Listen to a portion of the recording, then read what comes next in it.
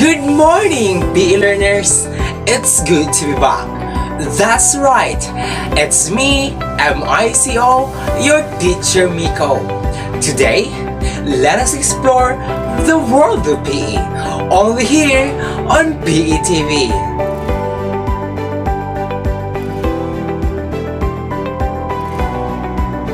A fit and a fabulous day again, learners.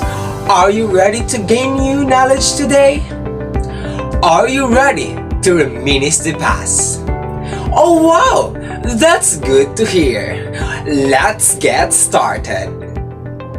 For today's class session, I will discuss to you the three important topics of physical education, namely, history of physical education in sports in Greece, Egypt, and Rome, development of physical education in sports in Germany, Sweden, USA, and China, and lastly, the learning and motor behavior.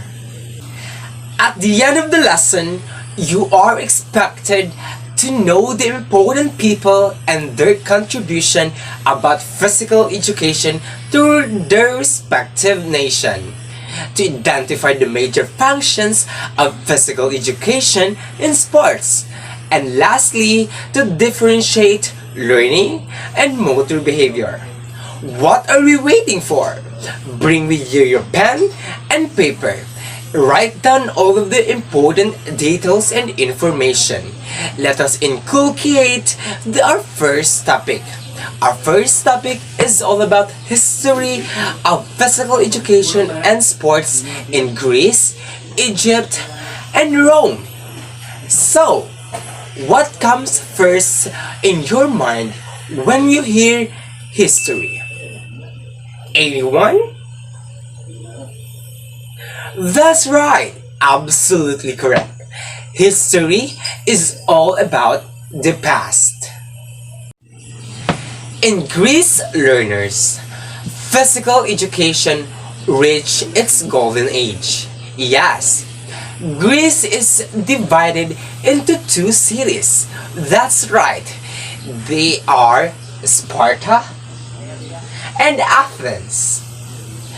They both gave importance to physical activities, but did you know they were exact opposite in their objectives and physical education?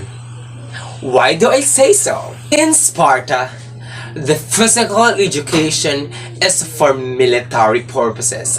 I said it right, military purposes. A 7-year-old boy is placed under the barrack and he will be taught by the trainer or the teacher called Pediodamus. And Agoge is the educational program that comprises swimming, running, fighting, wrestling, boxing, ball games, and field marches were considered the training. At the age of 20, he will talk an oath and went into actual battle or combat. And when he reached at the age of 50, he will retire. In Athens, physical education is associated to philosophy, music, literature, painting, and of course, sculpture. Youths of Athens started schooling at the age of 6. Yes, Athenians' training ground is called Palastri. I said it right. Palastri is their training ground, and their teacher is called Paidotribe that will teach various physical activities. Here are the Greek philosophers and their contribution to physical education. First, we have Plato. Yes, Plato believed that gymnastic and music contributes to the body and mind. Next, we have Aristotle. This man believes that athletics enables youth to be strong and to develop healthy Athens. We have Herodotus. Herodotus emphasizes that physical education is an aid to medicine. Hippocrates, on the other hand, proclaimed also the use and disuse of parts of the body. And last but not the least, Xenophon. Xenophon believed that physical education is important in terms of military. We are done now in Greece. Let's proceed to Egypt. Did you know that Egyptians believed in life full of physical activities? Yes, they engaged in many sports and gymnastic exercises. The Egyptian young boy were instructed of weapons of war such as a bow and arrow, lance and shield, while women dance only for the royal entertainment. And did you know also that in Egypt, swimming was the earliest recorded physical activity? They have also wrestling, where soldier, merchants, and unskilled were fighting. They also invented Senet. Senet is a board game. That's all for Egypt. Now we have Rome. Romanians' primary goal is maintenance of health.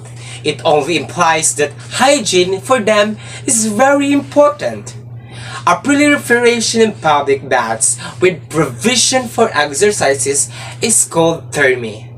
Thermae is a complex of rooms designed for public bathing, relaxation, and of course, social activity. Romanians also build campus marches. What is campus marches?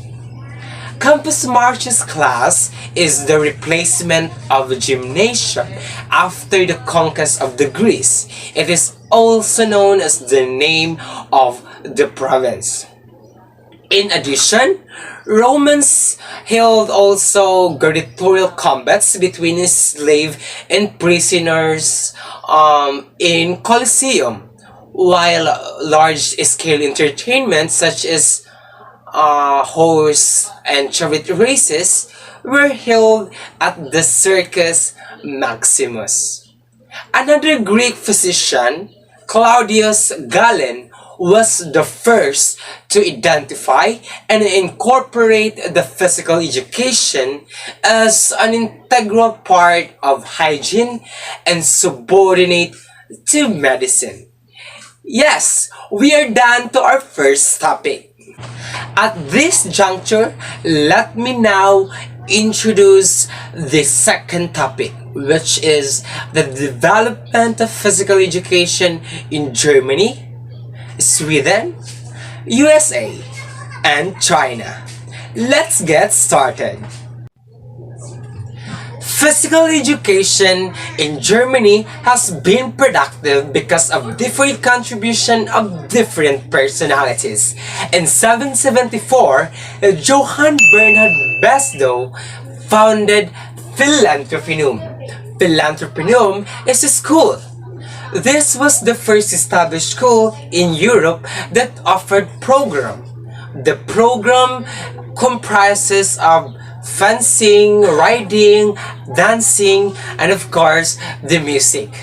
The real founder of or grandfather of physical education is Johann Friedrich Gutsmuth, because he legitimized the physical education profession. Another contributor is Friedrich Wilhelm Froebel. He established the theory of play in the form of physical education, while Adolf Spies believed in marching exercises as aid in class organization, discipline, and posture development. In 1811, during German Terrorism movement, Friedrich Ludwig Jahn was recognized also as father of physical education. Now, don't be confused, learners. I know a lot of you may ask, who is the real father of physical education? Okay, learners, I will answer that question. The real father of physical education is Johann Friedrich Gutzwert. Why?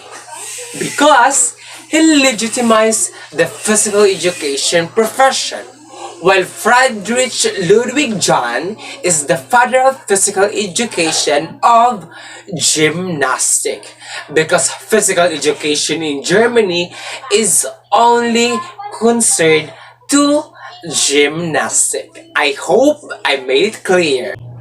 Physical education in Sweden has been regarded as a practical subject, with a focus on doing physical activities such as gymnastic, sports, and play. In Sweden, Pearl Henrik Kling is popular because of founding the Swedish medical and pedagogical gymnastic. He established the Royal Central Institute of Gymnastics to prepare students and teachers in three categories of gymnastics, which includes education, military, and medical. His objectives is to develop the body to its fullest extent, to restore health to the weak, and to make the country strong and protect against aggressors. They have also Lars Gabriel Branting, who emphasizes that physical education contribute to muscular, nervous, and circulatory system. He spent also his time in medical gymnastics. In the United States of America, they recognize physical education as important to American society. They built gymnasiums and formed gymnastic and athletic clubs.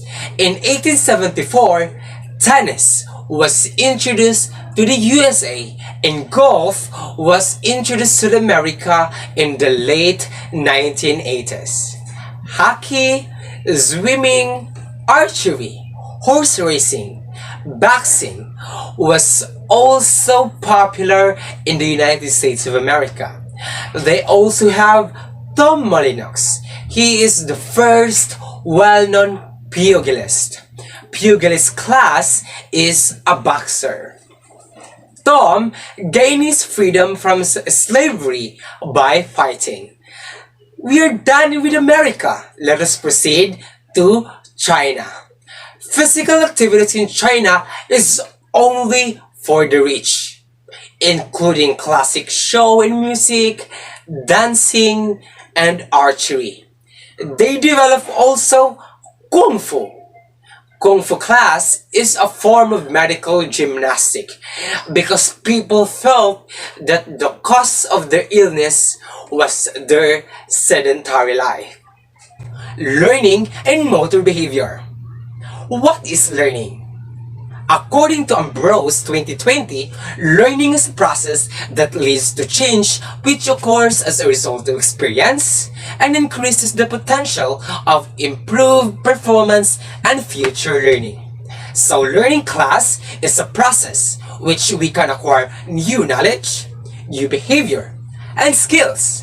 It entails gradual process and occurs by step-by-step procedures. Learning also defined as change in behavior, change in knowledge, and of course, skill acquisition. What is motor behavior? Motor behavior class is concerned with the learning and acquisition of skills across lifespan. It is a skills, behavior, and overall interaction between the body and the movement. It helps us to gear on what, how, and how much to practice. Motor behavior is the understanding also of learned movements and refers to the field of various activities that involve movement. Motor behavior has three classifications, namely motor learning, second, motor control, and lastly, motor development. That's all for today. I hope you learned new things, new knowledge about physical education. Always remember, class, that a small progress is still a progress. This is me again, MICO, your teacher Miko, saying goodbye and join me next time only here on PETV.